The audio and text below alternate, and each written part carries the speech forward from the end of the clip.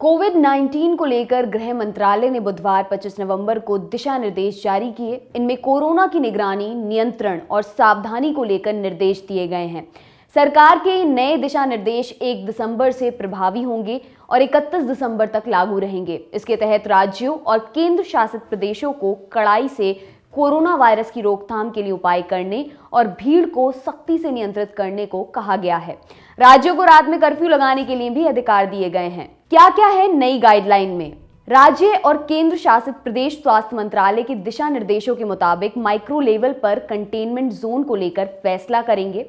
जिला कलेक्टर और राज्यों को कंटेनमेंट जोन की लिस्ट वेबसाइट पर जारी करनी होगी। इसे हेल्थ मिनिस्ट्री के साथ भी शेयर करना होगा। राज्य को कंटेनमेंट जोन में नियमों का सख्ती से पालन कराना होगा। सर्विलांस सिस्टम को और मजबूत करना होगा। सिर्फ जरूरी चीजों और मेडिकल जरूरतों के लिए छूट मिलेगी। कंटेनमेंट जोन से बाहर किसी प्रकार का लॉकडाउन लगाने से पहले राज्यों, केंद्र शासित प्रदेशों और केंद्र से अनुमति लेनी होगी। राज्य कंटेनमेंट जोन के बाहर रात्रिकालीन कर्फ्यू जैसी पाबंदियां लगा सकते हैं। सर्विलांस टीम घर घर जाकर कोरोना के लक्षण वालों की पहचान करेगी। प्रोटोकॉल के हिसाब से टेस्टिंग कराई जाएगी। संक्रमित व्यक्ति के संपर्क में आने वाले लोगों की लिस्ट बनाई जाएगी। उनकी पहचान कर ट्रैक किया जाएगा और क्वारंटीन किया जाएगा। संक्रमित व्यक्ति का तुरंत इलाज शुरू किया जाए, होम आइसोलेशन में रखा जाए, जरूरत होने पर अस्पताल में भर्ती किया जाए। पाबंदियां लागू करने और नियमों के पालन के लिए लोकल डिस्ट्रिक्ट एडमिनिस्ट्रेशन और पुलिस जिम्मेदार होगी। फेस मास्क पहनना होगा, सोशल डिस्टेंसिंग का पालन करना होगा। पब्लिक और वर्क प्लेस पर मास्क नहीं पहनने पर राज्य जुर्माना लगा सकते हैं। भीड़भाड़ वाली जगहों जैसे मार्केट, साप्ताहिक बाजार, पब्लिक ट्रांसपोर्ट आदि के लिए हेल्थ मंत्रालय गाइडलाइंस जारी करेगा, जिनका राज्यों को सख्ती से पालन करना होगा। कंटेनमेंट जोन के बाहर अन्य गतिविधियों की अनुमति होगी जो पहले से चल रही हैं।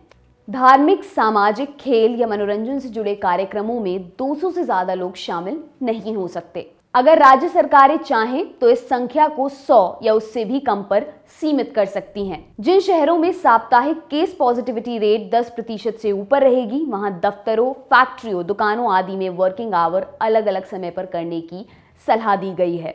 एक राज्य से दूसरे राज्य या किसी राज्य के ही भीतर लोगों और सामानों की आवाजाही पर कोई रोक नहीं रहेगी।